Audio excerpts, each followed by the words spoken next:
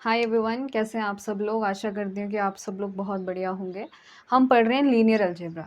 Linear algebra के अंदर हमने बहुत सी चीज़ें देखी हैं। लास्ट टाइम हमने बात करी कि किस तरह से हम लीनियर अलजेब्रा की मदद से, ख़ास तौर पर रैंक की मदद से, हम होमोजेनियस लीनियर इक्वेशन का सॉल्यूशन के बारे में पता कर सकते हैं।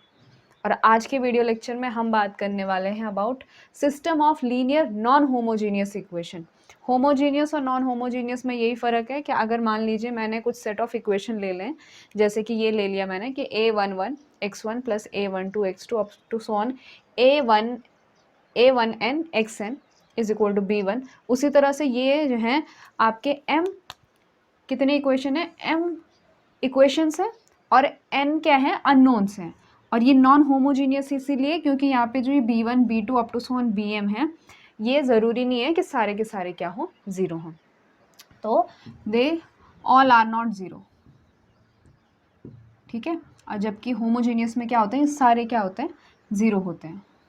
ऑल आर नॉट ज़ीरो, ठीक है। तो इनको दो कैटेगरी में इसीलिए बांधा गया है क्योंकि अगर यहाँ पे सारे ज़ीरो होते हैं और इनको जो है मैं इस फॉर्म में लिखती हूँ, जिसे आप कहते हैं कोएफिशिएंट मैट्रिक्स। कोएफिशिएंट मैट्रिक्स हो गया ये, ठीक है। और इसको हमने लिख दिया ए, ये हो गया एक्स। और पिछले वाले में यानी कि होमोजीनियस वाले में यहाँ पे ज़ीरो होता था, इस केस में हम मान लीजिए बी है, ये बी वेक्टर आ रहा है, ठीक है। तो होमोजीनियस के केस में यहाँ पे ज़ीरो होता था, तो एक सॉल्यूशन हमेशा होमोजीनियस का एग्जिस्ट करता था, वो था नॉन ट्रिवियल, ठीक। यानी कि x is equal to zero जो है वो हमेशा होमोजीनियस का, अगर कोई दूसरा सॉल्यूशन ना भी हो तो भी उसका सॉल्यूशन होता था। लेकिन नॉन होमोजीनियस इक्वेशन के केस में जो है या तो सॉल्यूशन एग्जिस्ट करता है या तो नहीं करता है। मतलब ऐसी भी इसमें प्रोबेबिलिटी है कि ऐसे सिस्टम्स का सॉल्यूशन ही ना हो, ठीक। इसमें कोई ट्रिवियल सॉल्यूशन की बात नहीं होती है। तो इस केस में आपके दो चीज़ें आती हैं, या तो ये जो लीनियर नॉन होमोजीनियस इक्वेशन का सिस्टम है, या तो ये कंसिस्टेंट होगा या तो इनकंसिस्टेंट होगा। सो दिस इज कंसिस्टेंट और इनकंसिस्टेंट। यानी क्या कि या तो इसका सॉल्यूशन एग्जिस्ट करेगा या तो इसके सॉल्यूशन एग्जिस्ट नहीं करेंगे, ठीक है। सॉल्यूशन एग्जिस्ट करेगा तो उसमें भी कैटेगरी है, या तो यूनिक सॉल्यूशन होगा यानी कि एक सॉल्यूशन होगा, या तो जो है बहुत सारे सॉल्यूशन हो सकते हैं। सो एक तो या आप ये कह सकते हैं कि यूनिक सॉल्यूशन और एक मोर देन वन सॉल्यूशन, या फिर infinitely many solution, more than one solution, ठीक। तो यही बेसिक स्ट्रक्चर है कि हमने क्या करना है कि इन नॉन होमोजीनियस इक्वेशन का जो सेट है इसको हमने A X is equal to B के फॉर्म में लिख दिया। यहाँ पे सारे कोएफिशिएंट्स हैं, यहाँ पे ये सारे अननोन्स हैं, और ये आपका वेक्टर बी है, b1 b2 up to so on bm। तो हमने ऐसे x1 x2 xn ढूंढने हैं जो इन इक्वेशंस को क्या करे, साइमल्टेनियसली सारी इक्वेशन को सेटिस्फाई करे। ये चीज़ हम करेंगे with the help of linear equation, sorry linear algebra, ठीक है। अब बात करते हैं कि जो आपका non homogeneous system of linear equation है, इसका सॉल्यूशन कब एग्जिस्ट करेगा और कब सॉल्यूशन एग्जिस्ट नहीं करेगा, ठीक है। ये कब कंसिस्टेंट होगा और कब नहीं होगा, तो देखते हैं। द कंडीशन फॉर कंसिस्टेंसी, मान लीजिए हमने जो है नॉन होमोजीनियस लीनियर इक्वेशंस के सिस्टम को A X is equal to B के फॉर्म में लिख दिया है। अब ये कंसिस्टेंट होगा, is consistent if and only if वाली कंडीशन है। If A and A B, ये ए बी आपका क्या है, ऑगमेंटेड मैट्रिक्स है, ठीक है। ऑगमेंटेड मैट्रिक्स आप लोग जानते ही हैं क्या होता है कि जो भी आपका कोएफिशिएंट मैट्रिक्स है और बी के जो नंबर है उनको ए के साथ लिखते हैं हम बीच में, ठीक है। ऑगमेंटेड मैट्रिक्स है ये। तो अगर आपका कोएफिशिएंट मैट्रिक्स ए और ऑगमेंटेड मैट्रिक्स के क्या होंगे, सेम रैंक होंगे, ठीक है। अगर दोनों का रैंक क्या है, सेम है, तो उस केस में आपके सॉल्यूशन एग्जिस्ट करेंगे। अब वो यूनिक करेगा कि मैनी करेंगे वो अलग बात है, लेकिन सॉल्यूशन ज़रूर एग्जिस्ट करेगा। लेकिन अगर आपका ए और ए बी ऑगमेंटेड मैट्रिक्स का रैंक अगर अलग हो जाता है तो उस केस में कंसिस्टेंट नहीं होगा, सिस्टम कंसिस्टेंट नहीं होगा। ऐसे केस में आपके सॉल्यूशन एग्जिस्ट नहीं करेंगे।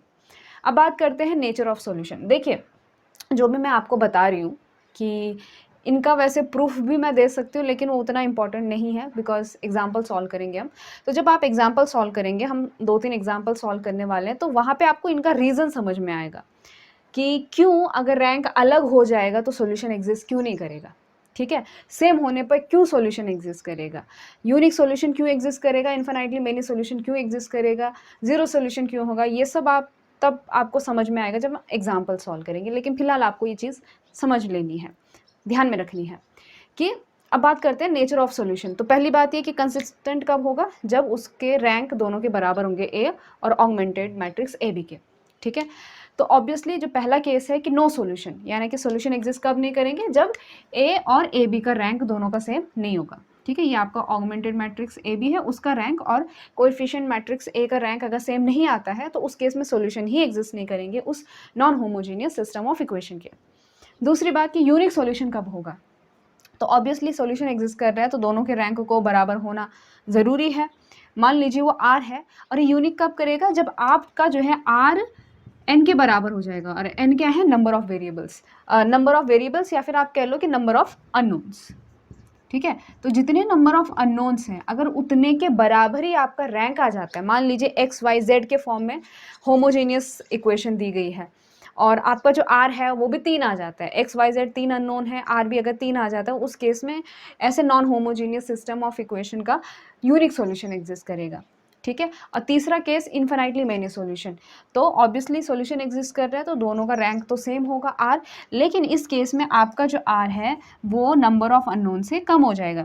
यानी कि मान लीजिए एक्स वाई जेड के फॉर्म में आपके पास इक्वेशन है, ठीक है, नॉन होमोजेनियस इक्वेशन है, और आपका जो है ये जो मैट्रिक्स का रैंक है ये जो है मान लीजिए 2 आ जाता है। ठीक है। अब नंबर ऑफ वेरिएबल्स तो 3 है और आपका रैंक आ गया 2, तो ऐसे केस में उस सिस्टम का इन्फिनाइटली मेनी सॉल्यूशन एग्जिस्ट करेंगे। ठीक है। तो चाहे तो आप इसका स्क्रीनशॉट ले लो, लेकिन ये सारी चीज़ें मैं आपको जो है पीडीएफ के फॉर्म में टेलीग्राम चैनल पे अवेलेबल करा दूंगी। ठीक है। So now we will understand these things more through examples. चलिए पहला एग्जाम्पल सॉल्व करते हैं। क्या है कि 2x plus 6y is equal to -11, 6x plus 20y minus 6z is equal to -3, 6y minus 18z is equal to -9। तो ये है आपके इसमें 3 अननोन है ना, और 3 इक्वेशन है, यानी कि नंबर ऑफ इक्वेशन और नंबर ऑफ अननोन्स बराबर हैं। ठीक, हमने ये देखना है कि अब रैंक क्या आता है। तो इसको पहले हम ax is equal to B के फॉर्म में लिखेंगे, तो सारे कोएफिशिएंट लिख दिए मैंने, 2 6 0 6 20 minus 6 0 6 minus 18 x y z, और इस साइड के आगे -11 -3 -1। ठीक है। अब मैं ज़रा क्योंकि हमें बार बार जो है ये एक्स वाई जेड लिखने में एक्स वाई जेड का रोल लास्ट में आता है जब हमें एक्स वाई जेड का वैल्यू निकालना होता है, तो उसी चीज़ के लिए जो है एक सिंप्लीफाइड वर्जन है, कौन सा, ऑगमेंटेड मैट्रिक्स। यानी क्या कि आप इसको और इसको साथ में लिखो, क्योंकि जो आप रो ऑपरेशन यहाँ पे करोगे वही आप यहाँ पे भी करते हो। ठीक, तो लिख दिया इसको 2 6 0 6 20 माइनस 6 0 6 माइनस 18 सेम, बस यहाँ पे डॉट लगा के -11 -3 -1। कुछ कहीं पर जो है लाइन भी खींचते हैं, बट ठीक है ये वर्जन सही है। अब हम क्या करेंगे, अब हम अपना रो को रिड्यूस करेंगे। तो सबसे पहले हम चाहेंगे कि यहाँ पे क्या बन जाए, 0 बन जाए। तो obviously equation number row number 3 को 1 को हम 3 से मल्टीप्लाई करेंगे और 2 में से माइनस कर देंगे। तो सिंपल सा कैलकुलेशन है, आपके पास आ जाएगा 2 6 0 -11। पहली रो तो एज इट इज़ है, सेकेंड वाली रो पे फ़र्क पड़ेगा, विच इज़ 0 2 -6 30, और थर्ड वाला एज इट इज़ है 0 6 -18 -1। अब एक चीज़ आप यहाँ पे देख पा रहे होंगे कि ये आपका ए है, ये आपका बी है। ठीक, और यहाँ पर ये जो थर्ड रो है ये सेकेंड रो की 3 टाइम्स है। ठीक, तो हम इसको भी 0 में कन्वर्ट करने की कोशिश करेंगे। हमारा मेन एम यही है, इसके बारे में नहीं सोचना है, बी के बारे में नहीं सोचना है। तो R3 पर ऑपरेशन लगाएंगे, तो R3 - 3 R2, तो ये थर्ड रो क्या हो जाएगी, 0 हो जाएगी। अब इसको ध्यान से देखिए, अगर मैं इसको देखती हूँ, ये वाले पार्ट को देखती हूँ, ए, ठीक है, तो इसका रैंक कितना है, नंबर ऑफ, इसको भूल जाइए, इसमें number of non zero row कितने, 2 हैं, तो इसका रैंक कितना आ गया, 2 आ गया। लेकिन अगर मैं इस पूरे को मैट्रिक्स लेके चलूँ, यानी कि अगर मैं ऑगमेंटेड मैट्रिक्स ए भी लेती हूँ, तो इस पूरे को लेके चलूँ तो इसमें जो है नॉन ज़ीरो रो कितनी है, एक भी नहीं है, ये भी नॉन ज़ीरो रो है। ऐसा नहीं है कि सारे एलिमेंट 0 हैं, इसमें भी सारे एलिमेंट 0 नहीं है, इसमें भी नहीं है, क्योंकि -91 0 नहीं है। ठीक है, तो इसका जो रैंक है, number of non zero row कितना आ गया, इसका जो रैंक आया है वो 3 आया है, and 2 is not equal to 3, यानी कि इस केस में रैंक जो है इक्वल नहीं है। So rank of A is not equal to rank of A B, इसीलिए इस homogeneous non homogeneous set of equations का सॉल्यूशन एग्जिस्ट नहीं करता, यानी कि ये इनकंसिस्टेंट है। अब सवाल ये जो मैं आपको बता रही थी कि ऐसा क्यों है, ऐसा इसीलिए है, देखिए अगर इसका और इसका रैंक सेम नहीं आता तो रैंक ऑब्वियसली इसकी वजह से डिफर करता है, किसकी वजह से, ए की वजह से, ठीक है। ऐसा कभी नहीं होगा कि इसका 4 होगा और इसका 3 होगा, ऐसा कभी नहीं होता है, ठीक है। बस यही होगा कि अगर ये 3 का है, जैसे कि 3 है, इसमें 3 रोज हैं, तो ये हो सकता है कि इसका 3 हो, ए बी का 3 हो और इसका 2 हो जाए, इसका 1 हो जाए, इसका 0 हो जाए, मतलब कहने वाली बात है कि इसका कम हो सकता है, इसका नहीं हो सकता, ठीक। तो उस केस में क्या है कि जैसे कि ये थर्ड रो आपकी 0 आ गई है, तो अगर हम इसको सॉल्व करें, यहाँ बीच में x y z भी है, तो मतलब ये इसका क्या मतलब है कि 0 into x plus 0 into y plus 0 into z किसके बराबर आ रहा है, -19 के बराबर आ रहा है। और ये हो नहीं सकता बिकॉज x y z कोई भी नंबर होंगे, उनको आप 0 से मल्टीप्लाई करोगे तो यहाँ पे 0 आना चाहिए, 0 इज़ नॉट इक्वल टू -91। तो इस रीज़न की वजह से ये इनकन्सिस्टेंट होता है। जब आपका जो है ए का रैंक कम हो जाएगा और पूरे ए बी का रैंक ज़्यादा हो जाएगा, तो लास्ट वाली रो जो है वो 0 हो जाएगी और फिर ये कॉन्ट्राडिक्शन ले आएंगे, क्योंकि यहाँ पे इक्वेशन सेटिस्फाई नहीं होती है। इसीलिए जब रैंक इक्वल नहीं आते हैं तो उस केस में सिस्टम जो है वो इनकन्सिस्टेंट हो जाता है, ठीक है। तो पहला जो रूल है कंसिस्टेंट होने का कि रैंक सेम होनी चाहिए। तो ऐसा भी हो सकता था कि इस केस में ये वाला अगर 0 हो जाता तो दिक्कत नहीं थी, क्योंकि 0 into x, 0 into y, 0 into z is equal to 0 satisfy हो जाता।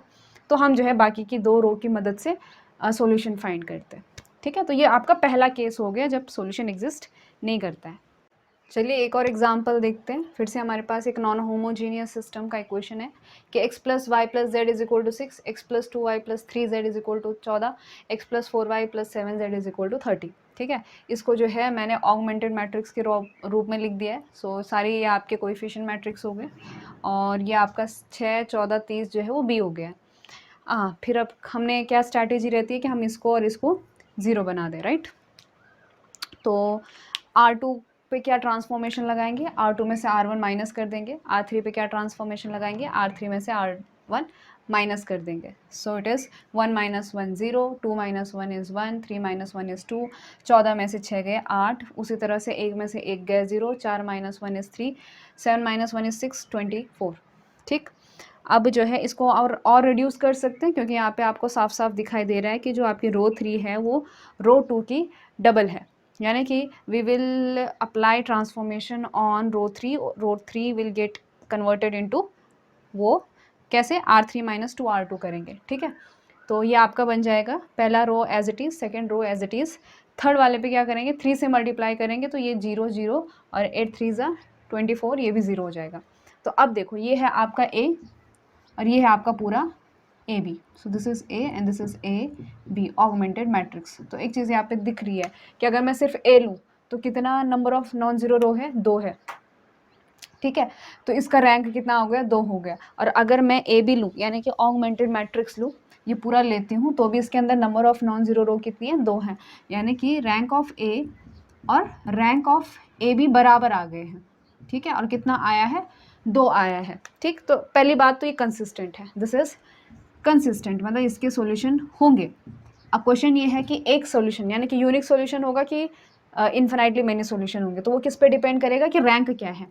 अब देखो नंबर ऑफ अननोन्स कितने थे, 3 थे, तो 2 जो है वो 3 से लेस है, जो कि नंबर ऑफ अननोन्स है। तो इस केस में इसके इन्फिनाइटली मेनी सॉल्यूशन होंगे, वो कैसे देखिए। अब क्योंकि यहाँ पे एक्स वाई जेड है, तो ये अगर हम तीसरी वाली रो को वो करते हैं, सॉल्व करते हैं, तो क्या आएगा ये, it will be 0 into x plus 0 into y plus 0 into z is equal to 0। ये सेटिस्फाई हो रहा है। तो मैं अभी फ़िलहाल जो है इन आगे के 2 को हटा देती हूँ, क्योंकि मुझे इनके आंसर तो मिल ही जाएंगे पहले 2 रो से, ठीक। वैसे मर्जी है आपको, आप x को भी कंसिडर कर सकते थे, y को भी ले सकते थे, जैसे मैंने z को लिया है। तो 0 into z is equal to 0। अब इसको कौन सेटिस्फाई करेगा, z की कौन सी वैल्यू सेटिस्फाई करेगी, कोई भी वैल्यू 1 2 3 0 कुछ भी ले लो, तो ये सेटिस्फाई हमेशा होने वाली है, क्योंकि कोई भी नंबर ले लो उसको 0 से मल्टीप्लाई करोगे तो आंसर 0 आ जाएगा। तो लेट कि z क्या है, कोई भी आर्बिटररी c वैल्यू हम z को दे देते हैं। अब सेकेंड वाली इक्वेशन को सॉल्व करोगे तो ये कितना आएगा, y + 2z = 8 आ जाएगा। ठीक है, तो यहाँ से y का वैल्यू कितना आने वाला है, y = 8 - 2z और z की जगह c यानी कि 2c आ जाएगा। पहली वाली इक्वेशन कितना है, x + y + z = 6 ऐसा आ रहा है। तो x तो हमें ढूंढना है, y कितना है 8 - 2c और z कितना है c which is equal to 6। तो x कितना आ गया, -c वहाँ जाके +c, ये आई थिंक सो -2 + c ऐसा कुछ आएगा। ठीक है, so x is equal to -2 + c। ठीक, तो आपके सॉल्यूशन क्या आ गए, सॉल्यूशन आ गया आपका x आ गया c - 2, y आ गया 8 - 2c और z आ गया c। तो आप c का वैल्यू कुछ भी रखिए, जो भी बनेगा वो इस सिस्टम को सेटिस्फाई करेगा। ठीक है, तो कहने का मतलब ये है कि c आप कितने चेंज कर सकते हो, इन्फिनाइटली मैनी। तो इस केस में कितने सॉल्यूशन होंगे, इन्फिनाइटली मैनी सॉल्यूशन। तो एक चीज़ आप समझ गए होंगे कि जब आपका रैंक जो है नंबर ऑफ अननोन से कम हो जाता है तो क्यों आपके इन्फिनाइटली मैनी सॉल्यूशन आते हैं। रीज़न ये कि जो थर्ड इक्वेशन है वो 0 × x + 0 × y + 0 × z = 0 आ जाता है और वो किसी भी वैल्यू के लिए सेटिस्फाई हो सकता है। तो उस केस में हम कोई भी z को c कुछ भी मान ले सकते हैं, आप y को भी मान सकते हैं, x को भी मान सकते हैं, मर्जी आपकी है, बट ठीक है z को मान लिया। सो दिस इज़ जो हमने थर्ड केस के एग्जाम्पल को किया। चलिए अब लास्ट एग्जाम्पल देखते हैं, जो यूनिक सॉल्यूशन का केस था वो। अब ये बहुत इंटरेस्टिंग एग्जाम्पल है क्योंकि इसमें 4 इक्वेशन दी गई है लेकिन नंबर ऑफ जो अननोन्स हैं वो केवल 3 हैं। ठीक है, तो देखते हैं कैसा होता है ये वाला। सो 4 इक्वेशंस, 3 अननोन्स, नॉन होमोजीनियस। तो इसको हम ऑगमेंटेड मैट्रिक्स के रूप में लिखेंगे। So it is 1 2 -1 3 -1 2 2 -2 3 1 -1 1 3 1 2 -1। अब जो है ये सारे रो ऑपरेशन आप जो देख रहे हो वो आपको लगाने हैं, सिंपल है, कर सकते हैं आप लोग। ठीक है, तो सबसे पहले मैं इस 3 2 और 1 को 0 करना चाहूँगी तो उसके लिए मुझे क्या करना पड़ेगा, R1 को जो है 3 से मल्टीप्लाई करो, फिर R2 में से माइनस करो, फिर यहाँ पे 0 लाने के लिए R1 को जो है 2 से मल्टीप्लाई करो, फिर R2 में से माइनस करो और R4 में से R1 को माइनस करो तो यहाँ पे 0 आ जाएगा। तो ये वाली मैट्रिक्स बन जाएगी। ठीक है, फिर उसके बाद अब मुझे क्या करना है कि R2 पे हमने अप्लाई किया है R2 - R3। सो ये क्या बन रहा है आपका R2 - R3। हाँ, यहाँ पे 5 5 दिखाई दे रहा है आपको, तो हम चाहते हैं कि हम यहाँ पे 0 बना दें। ठीक है, जितना 0 बना सकते हो बना लो, मतलब अच्छा हो जाएगा। तो हमने R2 में से R3 माइनस किया तो ये बन जाएगा आपकी ये वाली मैट्रिक्स 1 2 -1 3 -1 यहाँ पे आ गया है 0, फिर -4 -6 5 -4 -3 2 -4। ठीक है, उसके बाद एक चीज़ यहाँ पे एक और आप देख सक रहे हो कि ये जो -6 है वो -3 का मल्टीपल है, तो यहाँ पे भी हम 6 बना सकते हैं। या फिर आप थोड़ा सा अपना दिमाग घुमाओगे तो ये -1 है, इस -1 की मदद से हम इस -6 और -3 को 0 बना सकते हैं। ठीक है, तो आपको ये -1 यहाँ पे मिल गया है, वो किसकी मदद से मिला, जब हमने इस 7 में से इस 6 को माइनस किया तभी तो यहाँ पे -1 बना है। ठीक है, ये भी एक लॉजिक था। तो आप जो है R3 पर अप्लाई करेंगे कि R3 - 6 R2, R4 पे अप्लाई करेंगे R4 - 3 R2। ठीक, तो यहाँ पे बन गया ये है आपका -1 और इसके नीचे की 2 टर्म क्या आ गई है, 0 0 आ गई है। अब यहाँ पे जो है क्या बन गया ये 5 20 और 2 8। ठीक है, अब इसको जो है सिंप्लीफाई करने के लिए मैं क्या करूँगी, सबसे पहले यहाँ पे 1 बनाने की कोशिश करूँगी क्योंकि इसको 5 से डिवाइड करेंगे तो ये 1 बन जाएगा, ये 4 बन जाएगा, तो हमारा काम आसान हो जाएगा। तो ये बन चुका है 5 से डिवाइड करने पर 1 और ये 4। ठीक है, और वही चीज़ उन्होंने R4 पे भी अप्लाई करी है कि इसको 2 से डिवाइड किया तो ये भी 1 और ये भी 4 बन चुका है, यानी कि दोनों सेम बन चुके हैं। ठीक है, तो अब जो है सिंपल सा है कि R4 में से R3 माइनस करेंगे तो पूरी आपकी R4 जो है वो 0 हो जाएगी। तो देखो ये इस केस में आपका रैंक कितने आ गया, अगर मैं सिर्फ इसकी बात करूँ, ये आपका A है, तो A का रैंक कितने आ गए, number of non zero row कितनी है, 3 है, तो rank of A is equal to 3। ठीक है। और अगर मैं ये पूरा ऑगमेंटेड मैट्रिक्स ए भी लूँ तो इसका भी रैंक कितना है, 3 है, क्योंकि लास्ट की रो कितनी है, 0 है। So which is equal to rank of augmented matrix A B.